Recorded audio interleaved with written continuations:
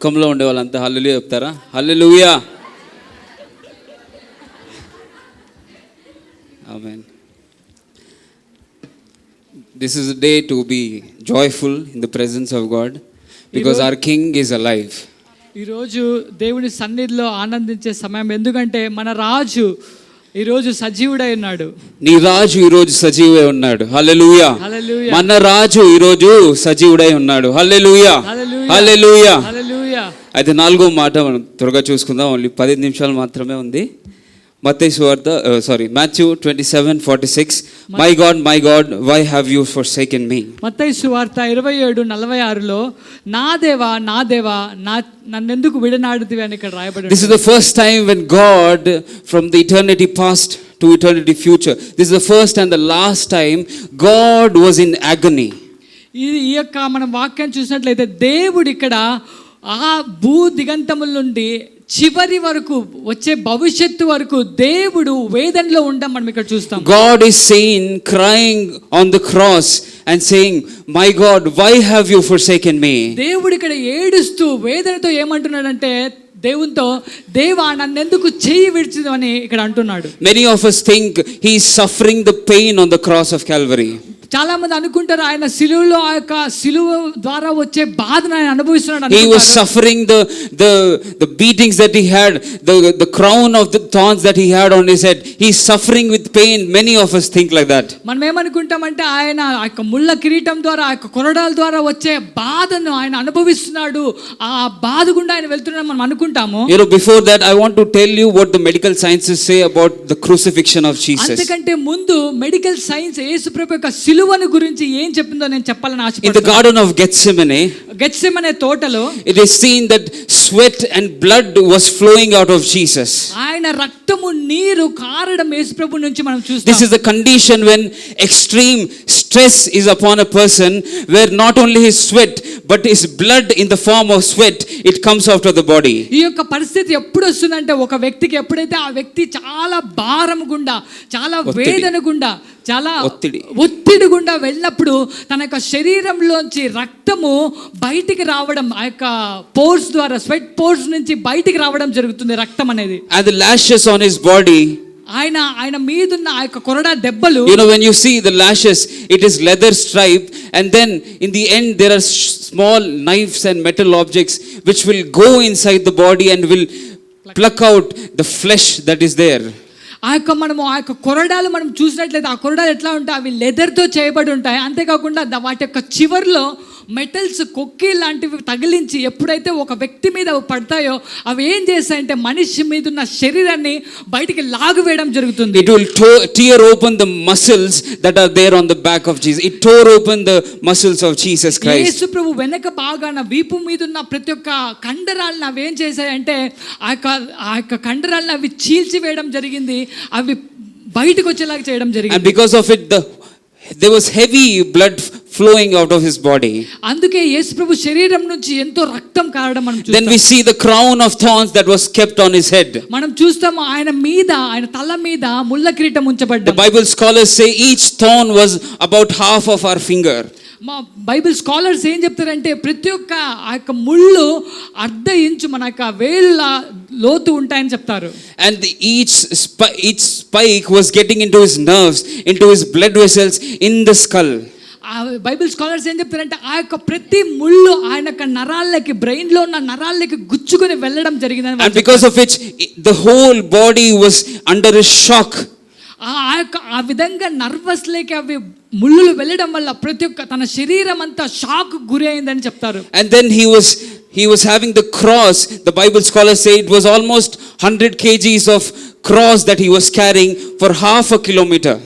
Bible scholars ఏం చెప్తారంటే యేసు ప్రభు మోస్తున్న సిలువ దాదాపు 100 కేజీలు అర్ధ కిలోమీటర్ ఆయన మోయడం జరిగిందని ఆయన చెప్పాలి. And the cross was not as plain as a wood. It was not plain.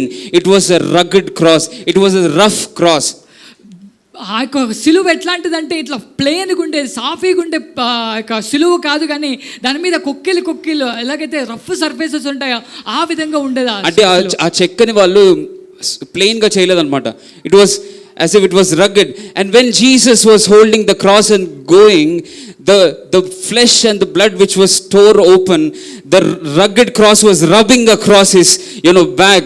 It was causing him more pain and more blood to come out of his muscles. ఎప్పుడైతే యేసుప్రభు అటువంటి సిలువని ఏలైతే ఆ యొక్క ఎగుడు దిగుడున్న సిలువని ఆయన మోసుకుంటూ వెళ్తున్నప్పుడు ఆ సిలువ ఏం చేసిందంటే ఆయన శరీరం మీద ఉన్న గాయాల్ని ఆ యొక్క చీల్చడం జరిగింది. ఆ యొక్క బాధ గుండా ఆయన వెళ్ళడం జరిగింది. And then he took the nails on the cross. The Bible scholars said 5 to 7 inch long, the nails on his feet and hands. ఆయన చేతుల్లో కాళ్ళకు వేయబడిన ఆ యొక్క మేకులు ఎంత పొడవు ఉన్నాయని చెప్తారంటే వాళ్ళు 5 నుంచి 7 ఇంచులు ఉంటాయని చెప్పడం జరిగింది. 5 నుంచి 7 ఇంచులు అంటే ఈ విధంగా ఉంటుంది. And on the cross he suffered. For 6 hours he was hung on the cross in the mid of the afternoon. ఆయన మధ్యాహ్నం వేళ దాదాపు 6 గంటల సిలువ మీద వేలాడుతూ బాధపడడం జరిగింది. And the Bible scholar says his lungs were collapsed, that he was not able to breathe. ఆయన యొక్క లంగ్స్ ఊపిరితిత్తులు ఏమైనా అంటే ఊపిరి తీసుకోలేనంతగా అవి కొలాప్స్ కావడం. His heart could not pump enough blood to his body. ఆయన యొక్క హృదయంకి ఏం చెప్పిందంటే అది బ్లడ్ ని పంప్ చేయలేకుండా పోయింది. అంటే and the medical sciences says Jesus died because of cardiac rupture. That means your heart, due to the stress, it explodes in the body.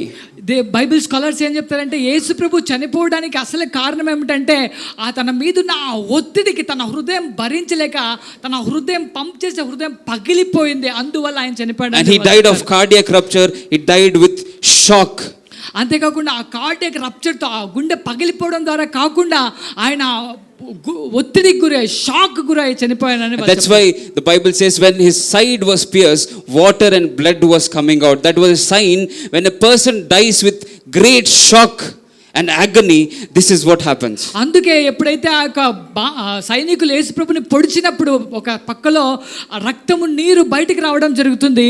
ఇది ఏ దానికి గుర్తంటే ఒక వ్యక్తి ఎప్పుడైతే ఈ విధంగా చనిపోతాడో, షాక్ గురై తన హృదయం బద్దలై చనిపోతాడో ఆ వ్యక్తికి వచ్చే గుర్తు ఏమిటంటే ఈ విధంగా జరగడం జరుగుతుంది. Hallelujah. Hallelujah. These were the sufferings that Jesus suffered physically on the cross of Calvary. ఈ యొక్క బాధల గుండా వేదనల గుండా ఆయన సిలువలో భౌతికంగా వెళ్ళడం జరిగింది. But all these suffering was not the reason why he cried on the cross of Calvary. మీకు తెలుసా ఈ యొక్క బాధలన్నీ కాదు ఆయన ఎందుకు సిలువలో ఏడ్చాడంటే వీటికంటే ఏదో ఉంది. This was not the suffering, but he suffered because God forsook him on the cross of Calvary. ఆయన ఈ బాధలన్నిటి బట్టి ఆయన ఏడవలేదు కానీ ఆయన ఎందుకు బాధపడుతున్నాడంటే ఆయన దేవుడి నుంచి విడవబడడం జరిగింది. He was abandoned by God the Father. తండ్రి దేవుని చేత ఆయన విడిపబడడం జరిగింది. అందుకే ఆయన బాధపడ్డాడు. The righteousness that was there in Jesus Christ from his birth, the righteousness was taken away on the cross of Calvary. యేసు ప్రభు పుట్టడం ద్వారా తన ఎటువంటి నీతిమంతుడు ఆ యొక్క నీతిని తనలోంచి తీసివేయడం జరిగింది. He cried out because God the Father who was always in him is not anymore within him. ఆయన ఎందుకు బాధపడినాడంటే తనతో ఎప్పుడు ఉండే తన తండ్రి తనను విడిచిపెట్టడం ద్వారా ఆయన బాధకు గురవడం. Oh, Jesus was forsaken so that you may be found.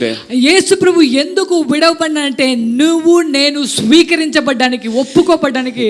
Jesus who entered into the darkness so that you and I may walk in the light of God. యేసు ప్రభు ఎందుకు అంధకారంలోకి వెళ్ళాడంటే నువ్వు నేను దేవుని వెలుగులో బ్రతకడానికి. Jesus was forsaken so that you and I may be forgiven today on the cross of Calvary. యేసు ప్రభు ఎందుకు విడవబడినాడంటే నువ్వు నేను క్షమించబడి ఆయన సిలువ ద్వారా రక్షణ పొందడానికి. He was abandoned so that you and I may be adopted as the sons and daughters of the Most High God. ఆయన ఎందుకు విడవబడినంటే నువ్వు నేను తండ్రి చేత కుమారులుగా కుమార్తెలుగా స్వీకరించబడడానికి అడాప్ట్ చేసుకోవడానికి ఆయన విడవబడ్డాడు. That was the reason he cried on the cross. అందుకు ఆయన సిలువలో ఏడ్వడం జరిగింది. And the second point is, రెండవ పాయింట్ ఏమంటే the sin of the whole humanity from the birth of Adam till the last person that is going to take birth upon this earth, till before it is getting destroyed, the whole mankind sin was laid upon Jesus Christ. రెండవది ఏమిటంటే యేసు ప్రభు మీద మొత్తము పాపము ఆదాము నుంచి చివరిగా పుట్టబోయే యేసుప్రభు రాకడ తర్వాత చివరిగా పుట్టబోయే ప్రతి ఒక్క పాపము ఆయన మీద మోపబడింది సిలువలో. 1 Corinthians 5:21 says, he who knew no sin, he became sinful for us. మొదటి కొరింథీయులు 5:21 వాక్యంలో ఈ విధంగా సెలవిస్తే ఆయన పాపం ఎరుగనే ఆయన్ను పాపముగా మార్చబడ్డం జరిగింది. So that you and I may become the righteousness of God. ఎందుకంటే ఆ విధంగా మార్చబడ్డాడంటే నువ్వు నేను నీతిమంతులుగా పరిశుద్ధులుగా తీర్చబడ్డా. Hallelujah. Hallelujah. Today is the day to be joyful because your sin and my sin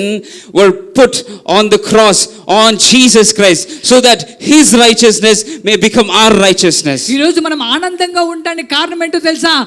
నా యొక్క పాపం ఆయన మీద వేయబడి ఆయన యొక్క పరిశుద్ధత ఆయన నీతి మనకి ఇవ్వబడింది కనుక. He became sin so that we may become righteousness of God. ఆయన మన కోసం పాపముగా మార్చబడ్డాడు ఎందుకంటే మనము ఆయన దేవునిలో నీతిగా అగునట్లు. He became cursed so that we may become a blessing to the generation. ఆయన మన కోసం శాపముగా మార్చబడ్డాడు ఎందుకంటే మనం ఎంతో మందికి ఆశీర్వాదకంగా ఈ generation. Oh, he died on the cross so that we may live forever and ever to eternity with him. ఆయన శిలువలో ఎందుకు మరణించడం జరిగిందంటే మనము ఎటర్నిటీ కోసం నిత్యత్వం కోసం ఆయనతో బ్రతకడానికి. This was the second reason why he cried, because the sin of the whole mankind was put on him.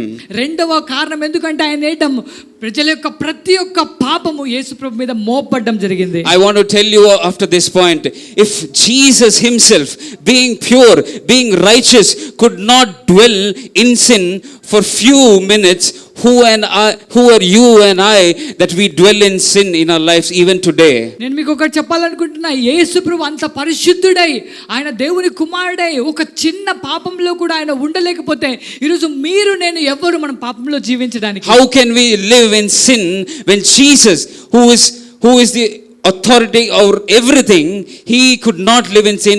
Who are you and I that we dwell or we love to be in sin? యేసుప్రభు సర్వశక్తిమంతుడైనప్పటికీ ఆయన అధికారం కలిగి ఉన్నప్పటికీ ఆయన పాపంలో జీవించలేకపోతే మీరు నేను ఎవరు పాపంలో నివసించడానికి ఆలోచించడానికి? Oh, that's why he gave his righteousness. అందుకే ఆయన తన నీతిని నీకు నాకు ఇవ్వడం జరిగింది. So that we may leave our sinful life and we may live his righteousness. ఎందుకు ఆ విధంగా చేశాడంటే మనం మన పాపపు జీవితాన్ని వదిలిపెట్టి ఆయన మనకిచ్చిన నీతిలో నీతిగా బ్రతకడానికి. And the third point, my third point is the fulfillment of the prophecy that was there in Psalm 22. మూడో పాయింట్ ఏమిటంటే ప్రవచనాల నెరవేర్పు జరగడం జరిగింది కీర్తనలు 22లో. The Psalm 22 talks about the suffering of Jesus Christ from the top till the bottom. It talks about how the man of God will suffer on the cross of Calvary and how he'll be tortured. ఇక్కడ కీర్తన 22 మొదటి నుంచి చివరి వరకు ఏంటి గురించి రాయబడిందంటే యేసుప్రభు ఏ విధంగా బాధల గుండా వెళ్తాడు, యేసుప్రభు గురించిన ప్రవచనాలు అందులో రాయబడడం జరిగింది. And we see that Jesus is chanting Psalm 22 on the cross of Calvary. మనం చూస్తాం యేసుప్రభు 22వ కీర్తనని ఆయన పలకడం మనం చూస్తాం శిలువ మీద. You know, you and I, you know, always many a times we also suffer a lot, but there are many few times, you know, in our life that we speak psalms. You know, it is very astonishing, but the Bible says Jesus suffering so much on the cross, but he's still singing Psalm 22 before God. మనం కూడా మన జీవితాల్లో ఎంతో బాధల గుండా వెళ్తాం, కానీ మనం కొన్నిసార్లు మాత్రమే దేవుని కీర్తనలు పాడడం జరుగుతుంది, దేవుని కీర్తనలు గుర్తు చేయడం జరుగుతుంది. కానీ ఇక్కడ మనం చూసుకున్నట్లయితే యేసు ప్రభు తన అంత బాధ గుండా వెళ్తున్నప్పటికీ ఆయన 22వ కీర్తన పాడడం పలకడం మనం చూస్తాం ఇక్కడ. Because he knew Psalm 22, how the Psalm 22 ends. It ends with hope. ఎందుకంటే ఆయనకు తెలుసు 22వ కీర్తన ఏ విధంగా ముగించబడుతుందో, ఏ విధంగా ముగించబడుతుందంటే నిరీక్షణతో, గొప్ప నిరీక్షణతో ముగించబడడం జరుగుతుంది. Oh, he knew in the midst of suffering there is hope.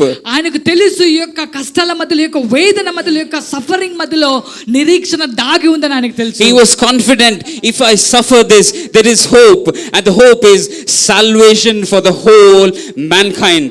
ఆయనకు ఈ యొక్క కాన్ఫిడెన్స్ ఉంది, ఈ యొక్క నిశ్చయత ఉంది, నేను ఈ యొక్క కష్టం గుండా వెళ్తే, ఈ యొక్క వేదన గుండా వెళ్తే, ఈ యొక్క వేదన తరువాత సర్వలోకానికి రక్షణ కలుగుతుందన్న నిరీక్షణ ఆయనకు. Hallelujah. Hallelujah. If you are suffering today, this morning, I want to tell you there is hope in God.